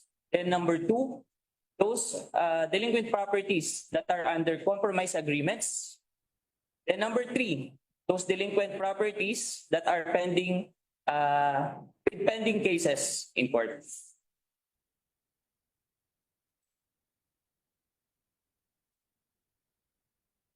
Then under the IRR of the RPVARA, Section 56. So the duration of the tax amnesty shall be from July 5, 2024 to July 5, 2026. And the delinquencies shall cover those delinquent properties prior to July 5, 2024. So the LGUs may issue an ordinance to determine the means and method of payment only. So in no way shall non-issuance of such ordinance prevent the implementation of the grant of tax amnesty in accordance with this act. So regardless of whether or not the LGUs implement an ordinance regarding the tax amnesty, delinquent property owners may still avail of this grant. So LGUs may only issue an ordinance regarding the determination of the means and methods of payment. So it is freely given to the wisdom of our LGUs whether or not what kind of payment method shall be made. It can be through installment basis or a one-time payment, or based on the strategies of LGUs, they may opt for 50% one-time payment and the other for installment basis. And that ends my presentation. So only a few slides. I will leave the other time for our audience to ask questions regarding the topics of each resource person. Thank you. Thank you, Sir Jesse, for that very timely discussion on tax amnesty and tax cap. Now, I am looking at the Q&A chat box, and amazingly, we are receiving a lot of questions. So in a few minutes, we will begin the open forum. Once again, be reminded to direct your question, suggestion, and comment to the Q&A chat box for the virtual audience. And for the FB Live audiences, you may put in your question at the comment section of the Facebook page. So without further ado, I'm now turning over the virtual stage to Sir Mark Russell to facilitate the questions from the virtual audiences. Sir Russell, the floor is yours. Okay, thank you, Ms. Harley. Now, we will move on to the next part of our program, the Q&A portion. During this segment, we will allow the RPs to address some of the questions submitted in the Q&A box of the Zoom webinar, as well as comments shared via Facebook Live. But first, let me reiterate some of the reminders during the Q&A. Questions or concerns should be raised in the Q&A box to be properly addressed. We are discouraging raising questions in the chat box since it will likely be flooded by other comments. For our participants watching via Facebook Live, you can raise your questions via the comment section. Now, let me read the first question.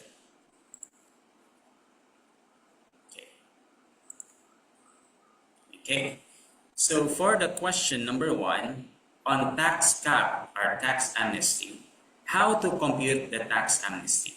I believe this will be answered by Sir Jesse. Sir.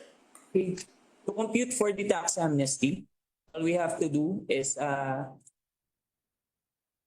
include the penalties, the interest or surcharges when computing for the tax due. So simply, it is the tax due equals the assessed value multiplied by the tax rate. So this depends upon the years of delinquency of the real property delinquent.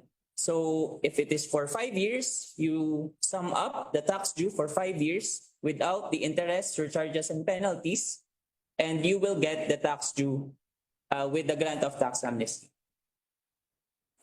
Thank you so much, Sir Jesse. I hope that addresses the question. Okay, so for the next question, question number 2 on SMV development. Delineation of the roles and functions between provincial assessor and component municipalities' local assessor's office. Attorney Neil? For the questions, the delineation of the rules and function between the province and the component municipalities. In preparing the SMB, the province must prepare the SMB. The municipalities wherein that belongs to the province will now submit the data to the province for consolidation. All transaction in the municipalities. Take note also, since it is optional to have RPBU in the municipal level, it should also compute on the projected SMB in their locality before consolidating it in the entire province. So that si province, malaman niya kung magkano yung market value sa isang municipal level. Thank you so much, Attorney Neil. Now for the next question will be read by Ms. Hardy Angeles.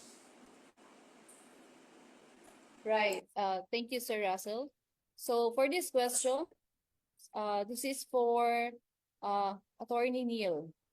For Ms. Lau, the RPVARA and its IRR. The question is, how many number of personnel compose the real property valuation unit? For that question, we don't actually have the official numbers yet, but we have the proposed composition for the real property valuation unit. So right now we have four proposed plantilla positions for the RPVU, which initially this is just a disclaimer, this is just a proposal, because as provided under the law, it should be subject to the guidelines provided by the Civil Service Commission. But indicatively, we identified four: the property appraiser, statistician, and assessment clerk. But of course, again, it is subject to change. Right. Thank you, Ms. Lau. We hope that the answer clarifies the question. All right. For question number 4, we have for Sir Jesse, as this is regarding tax cap and tax amnesty, is there possibility to give installment basis to avail RPVARA? Yes, under the Section 56 of the IRR of the RPVARA, or the grant of tax amnesty, payments may be through installments as an option. Thank you, Sir Jesse. To keep the momentum going, I'll hand it back to Sir Russell to read more questions. Thank you, Ms. Hardy. Now for the next question. It's question number 5 on SMB development. Since the IRR of RA 12001 had already been released, what will happen to our pending proposed SMV at the SP with regards to the RPVARA law implementation? Attorney Neil? The answer of that question would be applicable in Section 29 of the RPVARA, which provides that even if the SMB is now with the Sangguniang Panglalawigan or Panglungsod, LGUs who are in the process of updating their SMB, yung mga SMB na not in the normal process sa ngayon na transition period, upon effectivity of the RPVARA, shall still continue with such revision or activity, but the assessor should observe the sections 15, 16, 17, and 19 of the RPVARA. For this SMB na nandoon na sa Sangguniang Panlalawigan na mapasok under the orbit of the RPVARA. Thank you so much, Attorney Neil. Okay, for the next question, we have a question on RPVARA and its IRR. So what are the additional SGLG indicators under the RPVARA? Ms. Lau? Yes. As discussed earlier, the compliance with the provisions of the RPVARA is the additional indicators. It will be the additional indicator under financial area of the SGLG. Specifically here, the the updating of the schedule of market value as certified by the Secretary of Finance. So if I think I also read one question about implementation or the as an additional indicator for this year of the SGLG. But we have recommended with the CGLG that this indicator will be for profiling for this year because of the transition period. But after this year, we will be proposing not really the entire approval or certified copy, but potentially the as indicate considerations such as prepared SMV at the level of the LGUs for review of the regional offices. Thank you so much, Ms. Lau. Now again, Ms. Harley to read other questions. Okay, moving on. We have question number 7 for Attorney Neil. During our FALTRA, it was said that BLGF will issue the call before February ends. Will it be out soon? During PALTRA in Bacolod, the calendar period for the issuance of a call scheduled on February.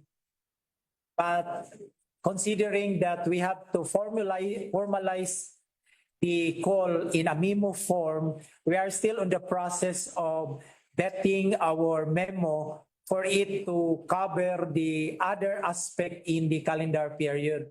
But hopefully this call will be out in the BLGF for the assessor to prepare the SMB. But in the meantime, I would advise the assessor to prepare it now, the gathering of the data, so that by the time the call will be released, your SMB data is now ready for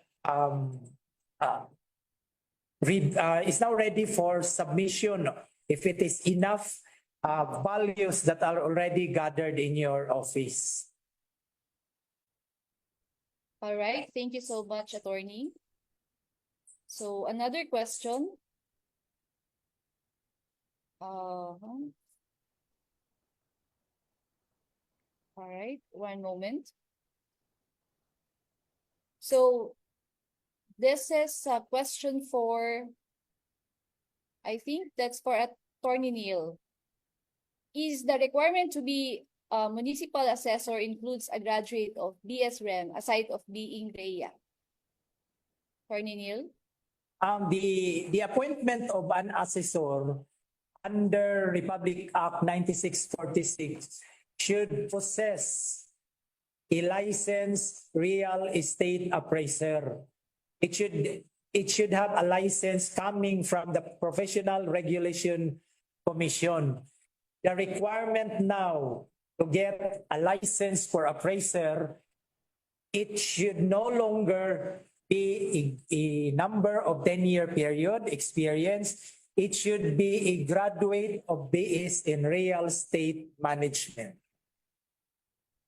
All right, thank you so much, Attorney Neil. So that's very important to know that if you want to be a municipal assessor, you have to get a degree, or you have to get a BSREM degree. All right.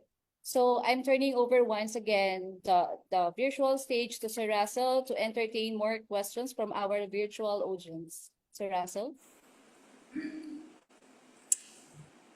Okay. While we're waiting for the questions to be flashed on screen, I would like to encourage everyone to please follow our Facebook page, Bureau of Local Government Finance. And also you can visit the website at blgf.gov.ph for further announcements. Okay. So we have another question here. Okay.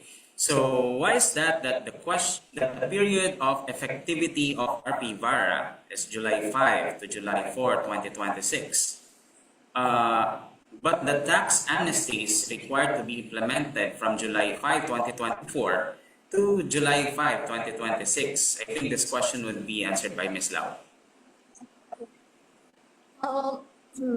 For that question, because the language of the law or the RPVARA is within 2 years after the implementation or the effectivity of the law. So that's why the date is July 5, 2026 instead of July 4, 2026. The word there is after. That's why it's not July 4. I hope that answers the question. Okay, thank you, Ms. Lau. I hope that clarifies the question. Okay, so another question. Okay, since we are catering so many questions from the Facebook Live and the Zoom Q&A box, so our team is right now consolidating all the questions because, of course, we want all the questions to be catered as much as possible. So right now, we are getting the questions from the two platforms. Okay.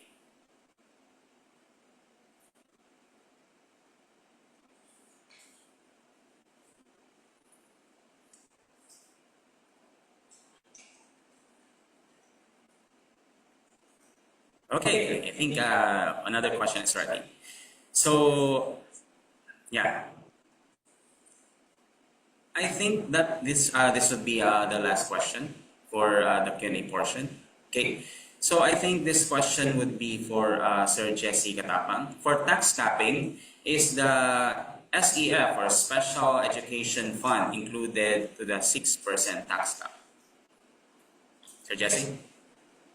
Thank you, Sir Russell. As provided for under the RPVARA, the tax cap includes real property taxes, which includes SEF, the basic, idle land tax, and other special levies under the real property tax. Okay, thank you so much, Sir Jesse.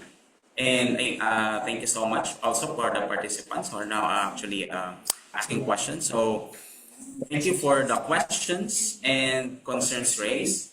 Truly that you are very eager to learn more and deep dive on the provisions of the RPVARA. I hope that you learned so much during the discussion and Q&A portion. And I would like to thank also for the resource person here with us today who explicitly answered the queries. Attorney Neil Lamban, Mr. Jesse Katapang, and Ms. Doris J. Navarro. As much as we want to answer all the questions, however, due to limited time, we are not able to cater all the concerns raised. But stay tuned to the activities, events, or training that the BLGF will conduct relative to RPVARA and its provisions. We will also be releasing FAQs and conducting information drives for our stakeholders. So I encourage everyone again to follow our Facebook page, the Bureau of Local Government Finance, or check our website at blgf.gov.ph.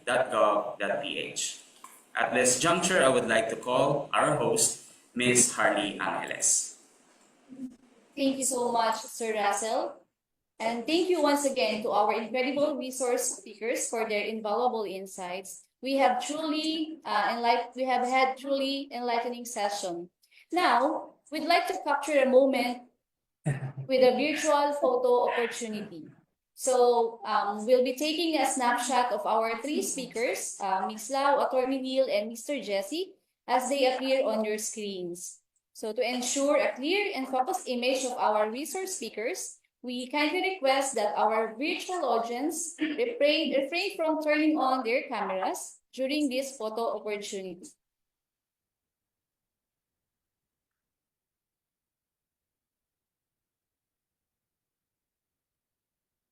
All right, smile in 3, 2, 1. Okay, a safe shot. Ready? Okay, smile in 3, 2, 1.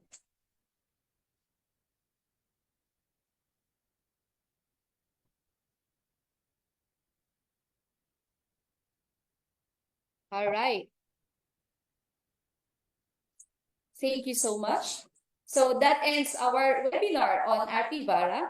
To officially close this activity and to give your closing remarks, may I call on the Deputy Executive Director 3 for Administration, Director Anastasia R. Leoneta, Let us give her a virtual applause. Thank you, Harley. Ladies and gentlemen, as we conclude this webinar on the salient provisions of Republic Act number 12001 or the Real Property Valuation and Assessment Reform Act and its implementing rules and regulations or the IRR, we reflect on the significance of this milestone in our country's journey toward transparent, standardized, and equitable property valuation. The passage of RPVARA is more than just a policy reform. It is a transformative step in strengthening local governance, improving revenue generation, and fostering economic growth at the grassroots level. By ensuring a fair and uniform real property valuation system, we are not only enhancing public trust, but also empowering local government units with the tools needed to effectively manage local resources and drive sustainable development. We commend the dedication of our local assessors, public officials, and stakeholders in embracing this reform. Your continued commitment to collaboration, capacity building, and integrity will be instrumental in ensuring the successful implementation of RPVARA. As we move forward, let us work together to uphold the principles of good governance, fiscal responsibility, and inclusive progress for all. Once again, thank you for your active participation, and may this webinar inspire meaningful action in our respective roles. Together, let us build a stronger, more resilient, and more accountable property valuation system for our country. Maraming salamat at mabuhay po tayong lahat. Thank you. Around 3,000 virtual participants joined this very successful activity of the Bureau of Local Government Finance. Thank you to all the Secretariat. Thank you to all their efforts. Thank you to all our resource persons, Ma'am Brenda, Attorney Neil, Clarice, and of course, Jessica Tapang. Maraming salamat. Happy afternoon to all. From the BLGF Central Office, binabati namin lahat kayo mula Luzon, Visayas, Mindanao. Maraming salamat po. Thank you once again. Thank you so much, Director Annie, for that empowering message. So, flash on the screen is the link and QR code for the program evaluation. So, the link will be open until 6 p.m. today. So, those who wish to have a certificate of participation, just accomplish the forms in the said link until 6 p.m. today, March 4, 2025. So, we appreciate all your inputs, comments, and suggestions for the implementation of the RPVARA law. On behalf of the BLGF management, this is Harley. And then this is Mark Russell F. Bantang, your virtual host, thanking all of you. Until the next webinar, goodbye. Goodbye.